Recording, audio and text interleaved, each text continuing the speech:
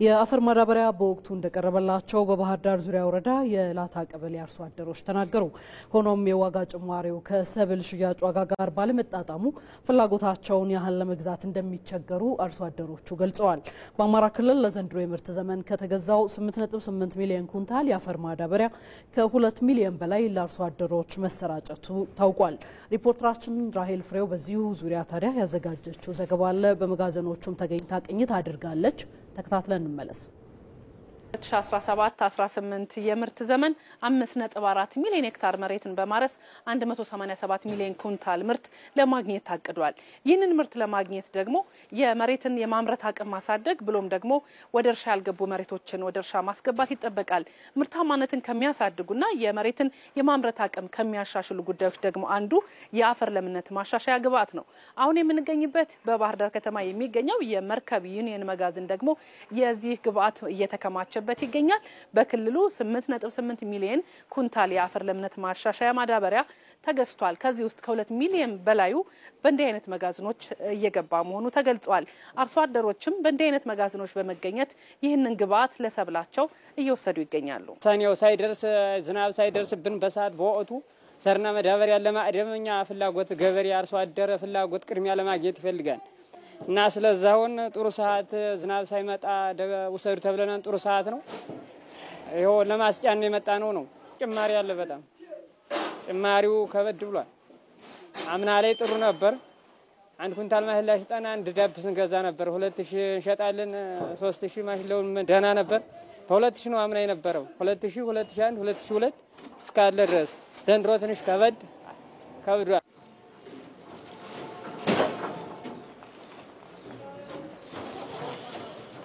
የአማራ ክልል የመኸር ወቅት ዋነኛ የምርት ወቅቱ ነው። በዚህ ወቅት እጅግ ውጤታማ ለመሆን የግብርና ኤክስቴንሽን ተግባራትን ጨምሮ በርካታ ምርታማነትን ማሳደግ የሚያስችሉ ተግባራት ይታቀዳሉ። እንግዲህ በዘንድሮ የምርት ዘመንም ከአምና ከተገኘው የ17 ሚሊዮን ኩንታል ብልጫ ለማግኘት የመሬትን ምርታማነት በሄክታር ከ28 ኩንታል ወደ 32 ኩንታል ያደገው ነው ደግሞ ለማጠናከር ታቅዶ እየተሰራ መሆኑን የክልሉ ግብርና ቢሮ አስታውቋል። 18 ሚሊዮን ኩንታል ለማሳደግ ምርታማነትን ደግሞ በ2 ኩንታል በሄክታር ጭማሪ እንዲያመጣ የሚያስችል እቅድ አቅደን የገባንበት ሁኔታ ነው ያለው። እንግዲህ እንደሚታወቀው ወይም ደግሞ ቀደም ብዬ ከገለጽኩት መረጃ አንፃር የመሬት ጭማሪው በጣም ትንሽ ነው። በምርት ዘመኑ የአፈር ለምነትን ከማሻሻል ባለፈ ሌሎች የኤክስቴንሽን ተግባራትን በማከልና በሜካናይዜሽን የታቀደውን ምርት ለማምረትም ዝግጅት እየተጠናቀቀ መሆኑን ነው የክልሉ ግብርና ቢሮ ያስታወቀው። እንግዲህ በዘንድሮ ዓመት መሬትን ከአምናው ወደ 140,000 ሄክታር በማሳደግ እንደገና ምርትን ደግሞ ወደ 17-18 ሚሊዮን ኩንታል ለማሳደግ ምርታማነትን ደግሞ በ2 ኩንታል በሄክታር ጭማሪ እንዲያመጣ የሚያስችል እቅድ አቅደን የገባንበት ሁኔታ ነው ያለው። በአማራ ክልል ለ2017-18 የምርት ዘመን ከታቀደው 8.8 ሚሊዮን ኩንታል የአፈር ለምነት ማሻሻያ ማዳበሪያ ውስጥ ከ2 ሚሊዮን ኩንታል በላዩ ወደ ክልሉ እየገባ ስለመሆኑ ታውቋል። በዚህም ደግሞ አሁን የምንገኝበት የባህር ዳር የመርከብ ዩኒየን የማከማቻ መጋዘንን ጨምሮ በጎንደርና በኮምቦልቻ እነዚህ የአርሶ አደሮችን ፍላጎት የሚያሟሉ የማዳበሪያ ግብዓቶች ወደ መጋዘኖች እየገቡና እየተጓጓዙ ይገኛሉ። ለኢቲቪ ራሄል ፍሬው ባህር ዳር። ራሄል እናመሰግናለን። እዛው ባህር ዳር ላይ እንቆያለን። ከአንድ አርሶ አደር ጋር መጠነኛ ቆይታ ይኖረናል። በባህር ዳር ዙሪያ ወረዳ የሮቢት ቀበሌ ነዋሪ አርሶ አደር ዋለልኝ አንዳርጌ በቀጥታ መስመራችን ላይ ነው የሚገኙት። ለጊዜዎት በጣም ነው የምናመሰግነው። እንደምን ዋሉ? እንግዲህ እርስዎ ባሉበት ስፍራ አካባቢ የማዳበሪያ ዋጋ አቅርቦቱ ምን መልክ አለው? ምንድነው እየታዘቡት ያሉ የሚለውን ይንገሩን እስኪ። ወረዳ ሮቢት ቀበሌ ነኝ። የ2017 ለ18 መኸር ወቅት እርሻኛ ዝግጁ ነን። ዛሬ ተዘጋጅተን ተቀምጠናል። አለስልሰን እየጠበቅን ያለን በአሁኑ ሰዓት። ዋናው ትልቁ ግን እኛ ካለሰለስን በኋላ ግን ግብዓት ያስፈልገናል። ግብዓቶችን ስናያቸው በአሁኑ ሰዓት አንድ ኩንታል 8260 ብር ከ16 ሳንቲም ነው እየተባለ ነው አልመሰሞ ከዚህ ቦታ መጥቻው። በዚህ አኳያ ግን እንዴት አድርገን ምርትና ምርታማ ለመጨመር ግን አሁን ምንም አንደርስበትኝም። አርሶ አደሩ ዛሬ ይህንን ወሬ ከሰማ በጣም ከብዶት ነው ያለ በጣም ከብዶት ነው። እኔ ለራሴ ለምሳሌ አሁን 10 ከረጢት 5 ኩንታል ነው የምፈጀው እና 40 ሺህ ብር እንዴት አድርጌ አውጥቼ ዘራለሁ ነው። በዚህ አንደኛ ሰብል የረከሰ ነው። በቆሎ በጣም ርካሽ ነው። አሁን ዛሬ 20 ብር 22 23 ነው። ይሄ ተሽጦ ለቀለብ ተርፎ ለግባት ማምጫ ለምርጥ ዘር ለማዳበሪያ ከየትም አይደርስም እና በጣም አስቸጋሪ ሰዓት ነው ያለንበት። አሁን ዛሬ ቢጨምር መቼም ወቅቱን ይዞ ቢጨምርም ዋጋው ቢጨምር ችግር የለውም ነበር። እጥፍ ነው የጨመረው እጥፍ እና ስንቱ ሰው ይሄንን አሁን አርሶ ዘርቶ ይጠቀማን ማለት በጣም አስቸጋሪ ነው ያለንበት ሰዓት እና በጣም የጨመረብን ነው። የዋጋ መጨመር ተግዳሮት እንደሆነባቸው በጥፍ ከዚህ በፊት ሲቀርብ ከነበረው አንስተውልናል። እናመሰግናለን። ግን ደግሞ የግብርና ሚኒስትር ዴኤታዋ በቀጥታ መስመራችን ከደቂቃዎች በኋላ ስለሚቀላቀሉን ላነሱት ጥያቄ እርሶ ምላሽ የምናሰጥበት ይሆናል። ለጊዜዎት በባህር ዳር ዙሪያ ወረዳ የሮቢት ቀበሌ ነዋሪ አርሶ አደር ዋለልኝ አንዳርጌ በጣም ነው የማመሰግነው። መልካም ቀን። ዘገባዎችን እየተካተሉ ይቆያሉ ብለን እናስባለን።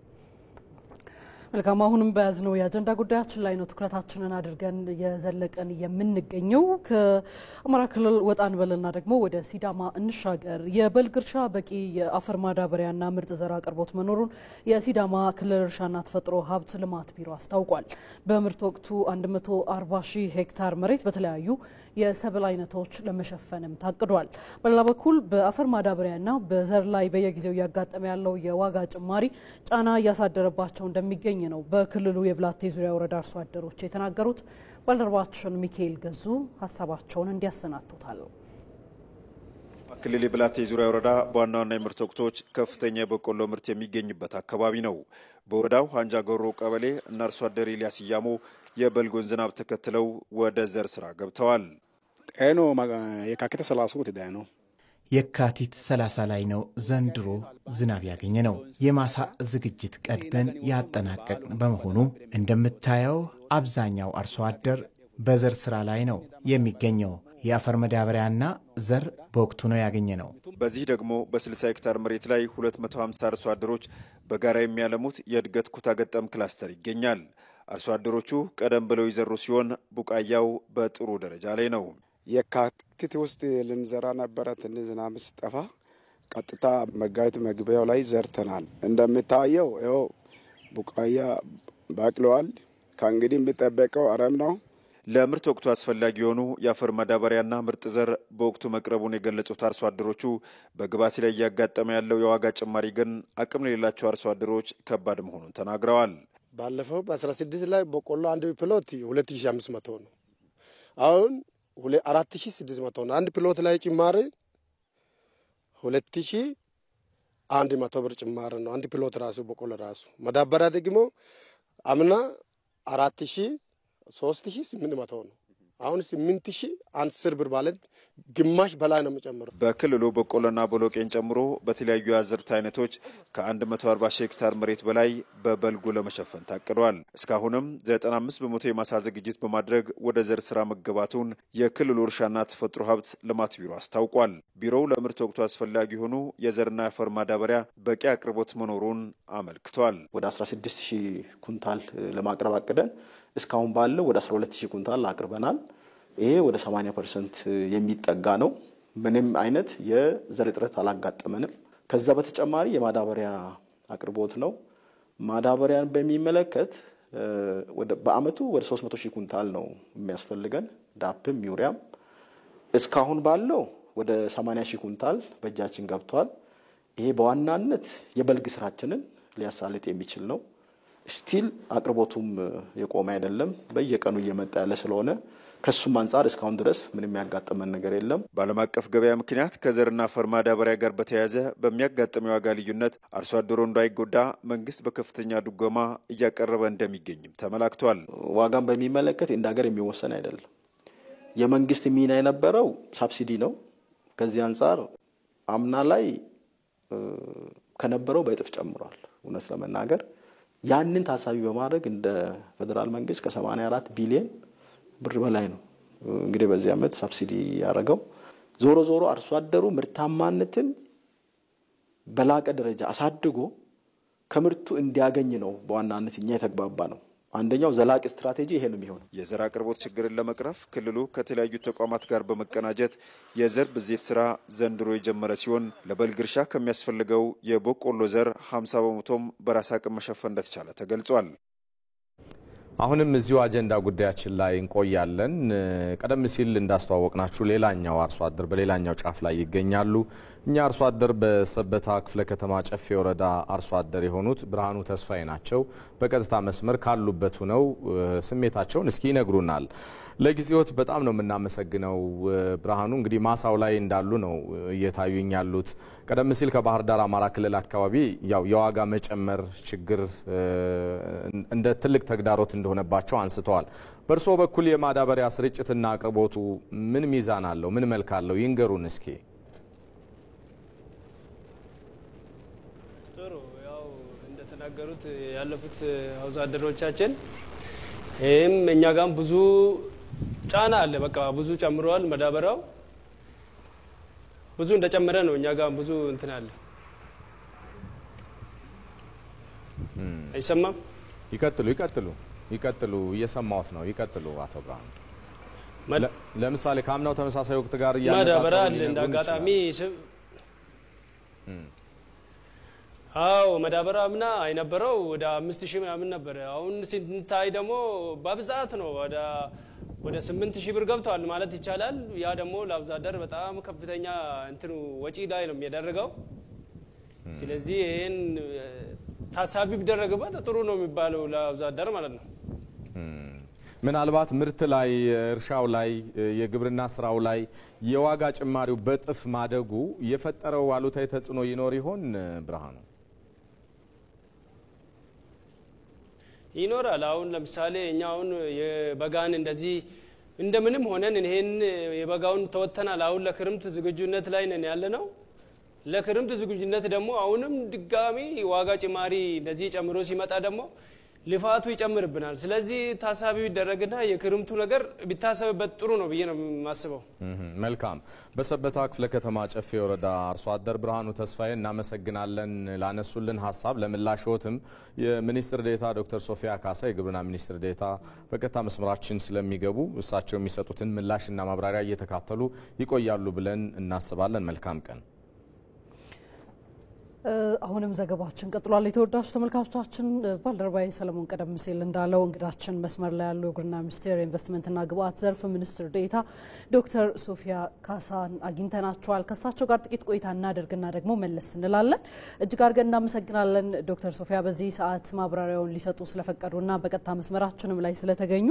ቀደም ሲል በተወሰኑ የሀገሪቱ አካባቢዎች እንደተከታተልነው አርሶ አደሮችም ሀሳቦቻቸውን እንደሰጡት የኛም ሪፖርተሮች ደግሞ በተለያዩ የሀገሪቱ አካባቢዎች ሄደው እንዳዩት የማዳበሪያ እጥረት ጉዳይ በተደጋጋሚ የሚነሳ ጉዳይ መሆኑን ተመልክተዋል። እርግጥ ነው ከቀደሙት ጊዜያቶች መሻሻሎች ሊኖሩ ቢችሉም አሁንም ግን አርሶ አደሩ በተወሰነ መልኩ እየተፈተነበት ያለው ጉዳይ እንዳለ የተናገረበት ሂደት አለና ለምንድን ነው ተደጋጋሚ ጊዜ ስለዚህ ጉዳይ የምናነሳው? ለምንድን ነው መፍትሄ ያልተገኘው የሚለውን ጥያቄ እስኪ ያስቀድሙልኝ። እሺ፣ አመሰግናለሁ። እኔም እድሉን ስለሰጣችሁኝ እጅግ አድርጌ አመሰግናለሁ። እንግዲህ አፈር ማዳበሪያ አቅርቦትን በሚመለከት እንደሚታወቀው ሀገራችን ኢትዮጵያ ከውጭ ነው ገዝታ የምታቀርበው ለተከበረው አርሶና ከፊል አርብቶ አደሮቻችን። ባለፉት አመታት በተለይም 2014 እና 15 እንደምናስታውሰው የተወሰነ እጥረትም ስለነበረ በከፍተኛ ሁኔታ የተፈተንበት ጊዜ ነበር። ከ2015 ጀምሮ ግን ግዥንም በማሻሻል የአቅርቦት መጠንንም በማሻሻል አርሶ አደራችን በወቅቱ እንዲያገኝ የማድረግ ስራ እየተሰራ ነው ያለው። የባለፈውንም አመት ካየን እንደው በመላው ሀገሪቱ ያሉ ማዳበሪያ የሚጠቀሙ አርሶ አደሮቻችን በወቅቱ እንዲያገኙ የማድረግ ስራ ተሰርቷል። በተመሳሳይ ለ2017-18 ምርት ዘመን አሁን እየቀረበ ያለው የአፈር ማዳበሪያ ማለት ነው ግዥውን ስናከናውን የመስኖ የበልግና የመኸር ተጠቃሚ አካባቢዎች አሉን። እነሱን ታሳቢ ያደረገ ግዥን የተከናወነው እንግዲህ እኛ ባለን መረጃ መሰረት ማዳበሪያ ተቸግሬ ያለ ማዳበሪያ ዘርቻለሁ የሚል አካባቢ እስካሁን ብዙም አልገጠመንም። ካሉ አንዳንድ ስፖቶች የሚኖሩ ከሆነ እሱን የማስተካከል ስራ የሚሰራ ነው የሚሆነው ከክልሎች ጋር በመነጋገር። አሁን ላይ እንደ ሀገር ከ11.3 ሚሊዮን ኩንታል ነው ከባለፈው ዓመት ሐምሌና ነሐሴ ላይ ዘግይተው የገቡ መርከቦች ስለነበሩን ወደ 11.3 ሚሊዮን ኩንታል የአፈር ማዳበሪያ ነው ሀገር ውስጥ ያለውና ከዚህ ውስጥ ስርጭቱንም ስናይ እስካሁን 1.25 ሚሊዮን ኩንታል ብቻ ነው የተሰራጨውና የአፈር ማዳበሪያ እጥረት እስካሁን አልገጠመንም። አሉ የሚባሉ ግን አልፎ አልፎ ቦታዎች ካሉ እሱን የማስተካከል ስራ እንሰራለን። ዶክተር በርግጥም ያው እጥረቱ ብዙ እንዳልተከሰተ ነገር ግን ዋነኛ ጥያቄያቸው አርሶ አደሮች የዋጋ ጭማሪ ነው። አሁን ለምሳሌ ኦሮሚያም ክልል አማራም ክልል አርሶ አደሮችን ካሉበት ነው ያናገርናቸው ማሳ ላይ ሆነው ነው ያወሩንና አምና ከነበረው በጥፍ ነው የጨመረው ብለዋል። ለመሆኑ ምክንያቱ ምንድነው? ለምንድነው በጥፍ የጨመረበት ምክንያት? ትክክል ነው። የአፈር ማዳበሪያ ዋጋ ከባለፈው ዓመት ጋር ሲነጻጸር ጭማሪ ያለው የጨመረበት ምክንያት አንዱ እንግዲህ ከውጭ ስለሆነ ገዝተን የምናመጣው የተወሰነ የአፈር ማዳበሪያ ዋጋ የመጨመርም አለ ኢንተርናሽናል ማርኬቱ ላይ። ሁለተኛው ከሪፎርሙም ጋር ተያይዞ እንግዲህ ከዚህ በፊት የነበረው $1 በስንት እንደሚመነዘር ታውቃላችሁ እናንተም። ጭማሪው ሊከሰት ችሏል። ይሄንን ታሳቢ በማድረግ ግን በመንግስት በኩል በተደጋጋሚ ሲገለጽም እንደነበረው የ84 ቢሊዮን ብር ድጎማ ነው የተደረገው። ይሄ 84 ቢሊዮን ብር በአንድ ኩንታል ሲታሰብ በአማካይ 3700 ብር ነው ድጎማ የተደረገውና ማዳበሪያውን ካለማቅረብ ማዳበሪያውን አቅርበን አርሶ አደራችን ማዳበሪያውን በአግባቡ ተጠቅሞ ምርትና ምርታማነትን ማሳደግ ላይ ነው ብንሰራ የተሻለ የሚሆነው እንጂ እንግዲህ ኢትዮጵያ የማዳበሪያ አምራችም ስላልሆነች ከውጭ ተገዝቶ የሚመጣ መሆኑን የተከበረው አርሶ አደራችን እንዲረዳልን እንፈልጋለን። መንግስትም የማዳበሪያ ዋጋ ጭማሪን አይቶ ዝም አላለም። ከፍተኛ የሆነ ድጎማ ነው የተደረገውና ይሄ ድጎማ ባይደረግ ኖሮ ደግሞ አሁን ካለው ዋጋም ትንሽ ከፍ ያለ ሊሆን ይችላል የሚል ነው። መልካም ዶክተር ሶፊያ ይጠብቁኛል። ተጨማሪ አንድ ሁለት ጥያቄዎችን ይኖሩናል ጉዳዩ ላይ ያነሳን ያለንበት ነገር ላይ። ነገር ግን ተመልካቾቻችን በአድማጭ ተመልካች ግብረ መልስ በሰጠው ጥቆማ መሰረት ለኢትዮጵያ ቴሌቪዥን አጠቃላይ የሆኑ ከአፈር ማዳበሪያ ጋር የተገናኙ ጉዳዮችን ጥያቄዎቻቸውን በስልክ አድርሰውን ነበርና እነዚህም ጥያቄዎች ተመሳሳይነት አላቸው። ነገር ግን ከተለያዩ የሀገሪቱ አካባቢዎች ወካይም ስለሆኑ ጭምር ማለት ነው። ይሄንን ከሲዳማ ክልል ያገኘነው ማለት እስኪ እሱን ተከታትለን ደግሞ ዶክተርም አብረው እየተከታተሉን መለስ እንልና እናገኙታለን። አቅርቦቱ በብዛት የሚቀርበው ማዳበሪያ ሐዋሳ ይገባል። የት እንደሚገባ ነጋዴ የት እንደሚያስገቡ አይታወቅም። ከዛ በኋላ ነጋዴው ቀጥታ ኮንትራባንድ ነው የሚያደርጉት። ኮንትራባንድ ስለሚያደርጉ ገበሬው በደንብ እየተጎዳ እየተለፋ ዞር ብሎ የሚያየለም ነው። መንግስት የሚኖረው ህዝቡ ካለ አይደለም እንዴ? መንግስት የሚኖረው ህዝቡ ካለ ነው። ግብርና ሲኖር ነው። በብዛቱ አቅርቦቱ ላይ ሌብነት ይበዛል። ማዳበሪያ ሌብነት ይበዛል። ማዳበሪያ ላይ ህዝቡ አቤቶታ ያቀርባል።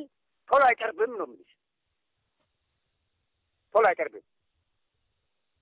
የሚመጣ ማዳበሪያ አንድ መጋዘን ይቀመጣል ነው። ከተቀመጠ በኋላ ማታ ነው የነጋዴ ተከፋፍሎ የሚያልቀው። በብዛት ነው የሚልሽ ተከፋፍሎ ያልቃል። ስለዚህ እኔ ብቻዬ ስለሆንኩ ይሄ ነገር አታደርጉ ብሎ ራሱ ፕሬዝዳንቱ ይናገራል ነው የሚልሽ። ለህዝቡ በስነ ስርዓት ያቀርቡት። ማዳበሪያ ለህዝቡ ወቅቱን ጠብቆ ይምጣ። ወቅቱን አልፎ ይመጣል፣ እህሉ ይበላሻል። በቃ ስቃይ ነው ሲዳማ ክልል ነው የሚልሽ። ጥቅም በማዳበሪያ ነው ህዝቡ የሚጠቀመው በብዛት ሲዳማ ውስጥ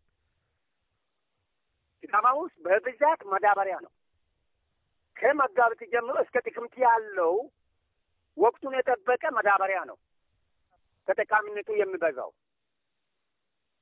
ስለዚህ እኔ ግብርና ሚኒስተሩ ዋጋውን ቆርጦ ወደ ክልል ከቀረበ በኋላ 44ቱ ወረዳዎች በስነ ስርዓቱ ዋጋውን እየተቆረጠ መሆን አለበት ነው እያልኩ ያለሁት በስነ ስርዓቱ። ስለዚህ አሁን አርሶ አደሩ እጅ እየገባ አይደለም ማዳበሪያ ነጋዴ እጅ ብቻ ይገባል።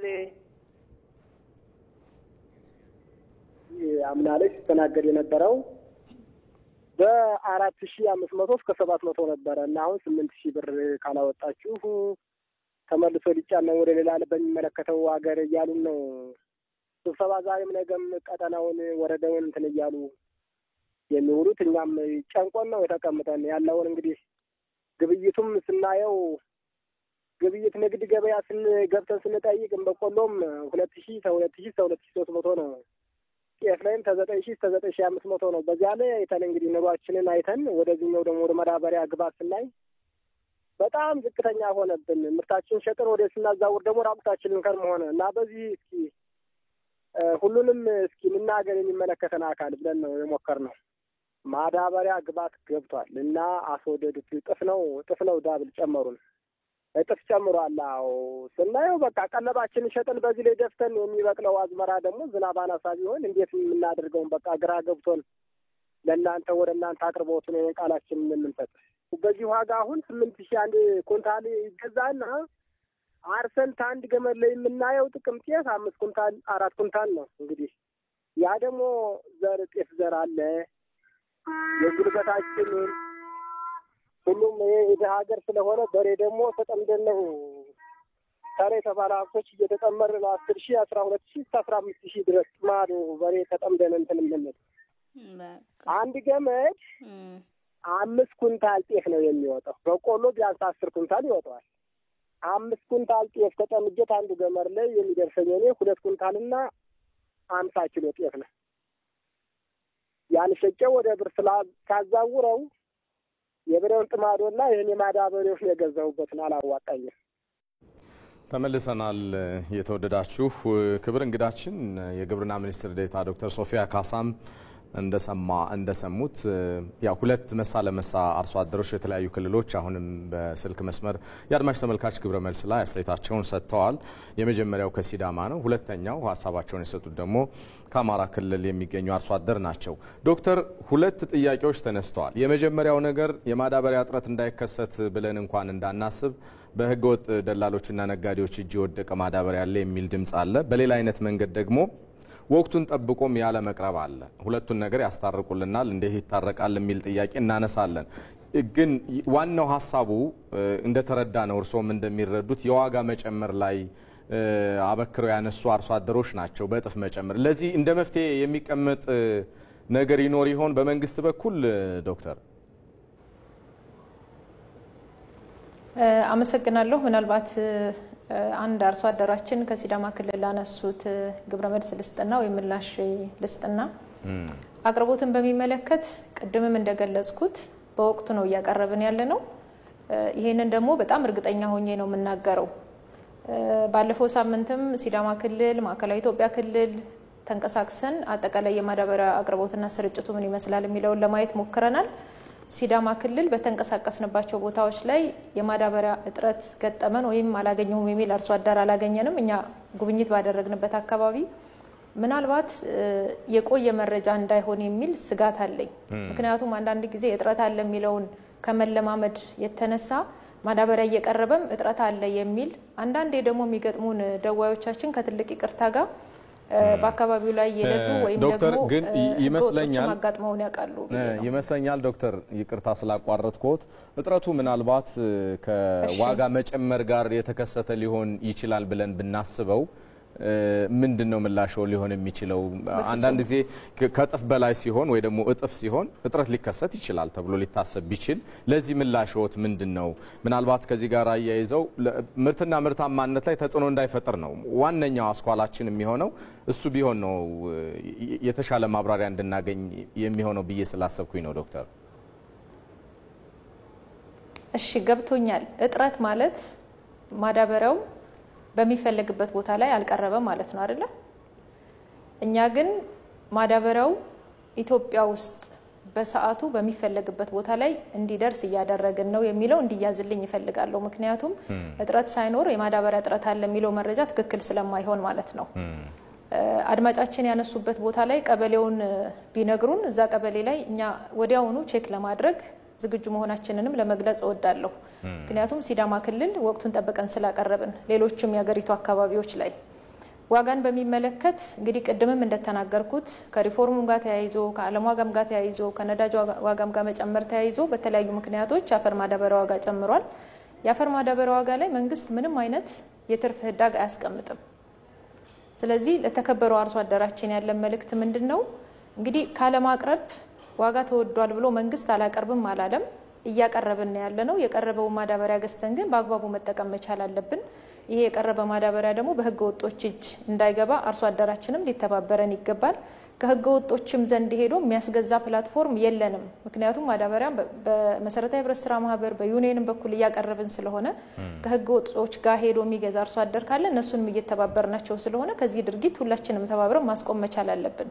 እኛ ባለን የመስክ ምልከታ እኛ ባለን ግምገማ አሁን ባለው ነባራዊ ሁኔታ ማዳበሪያ በበቂ ሁኔታ እየቀረበ ነው ያለው። በተለይ አሁን የበልግ ወቅትም ስለሆነ የበልግ አብቃይ የሆኑ አካባቢዎች ያሉ አርሶ አደሮች እንዳይቸገሩ በየቀኑ ከ150 ሺህ ኩንታል በላይ ማዳበሪያ ነው ሀገር ውስጥ እየገባ ያለውና እጥረት አለ የሚለውን እንደ ግብርና ሚኒስቴር ለመቀበል ልቸገራለሁ ብዬ ነው። ዶክተር ምናልባት አያይዘው እንዲያነሱልን የተነሱ የአርሶ አደሮች ጥያቄ እንደተባለው ከዋጋ ንረቱ ጋር ነው። መንግስት በዚህ በኩል ደግሞ ያለውን ድጎማም እያደረገ እንደሆነ በተደጋጋሚ ሲገልጹ ነበርና ሰሞኑም በዲጂታል የማዳበሪያ ስራዎች ላይ ሰፊ ስራዎች የተከናወኑ እንደሆነ የሚታወቁ መረጃዎች አሉ። የማዳበሪያ ስርጭቱ ላይ በተለይ ከሱ ጋርም አያይዘው ምናልባት አርሶ አደሩ ባለው አቅም እንዲገዛ ለማድረግ ዋጋውን የተመጣጠነ ለማድረግ ወይ የብድር አቅርቦት ወይ ከዛ ጋር የተገናኙ እንደ መፍትሄ ያሰባቸዋቸው ነገሮች የሉም? ምርትና ምርታማነቱን እንዳይጎዳ በተወሰነ መልኩም ቢሆን እዛ ላይ ጊዜያዊ መፍትሄዎችም ቢሆን የታሰበ ነገር ካለ እሷን ጠቆም እንዲያደርጉም ብዬ ነው። እሺ ብድርን በሚመለከት እንግዲህ ከቅርብ ጊዜያት ወዲህ አርሶ አደራችን በካሽ እንዲገዛ ነው እየተደረገ ያለው። ይሄ የሚሆንበት ምክንያት አርሶ አደራችን ከዚህ በፊት በብድር የተወሰዱ ማዳበሪያዎች ያልተከፈሉበት ያልተሰበሰቡበት አጋጣሚም ስለነበረ ነው። አሁን ላይ አብዛኛው አርሶ አደር በካሽ ከፍሎ ሲገዛ ነው የቆየው። በብድር እንዲመቻችላቸው የሚፈልጉ አርሶ አደሮችም ካሉ ደግሞ ክልሎች ይሄንን የማመቻቸት ስራ ይሰራሉ ለሚፈልጉ አርሶ አደሮች ማለት ነው። በሩ ዝግ አይደለም፣ ግን ደግሞ በካሽ እንዲገዙ ነው የምናበረታታው። ብድርን በሚመለከት ይሄ የክልሎች ኃላፊነት ስለሆነ የተለያዩ ክልሎች አማራጮችን ያስቀምጣሉ። የዲጂታላይዜሽኑን በሚመለከት አሁን ገና እየጀመርን ነው ያለነው።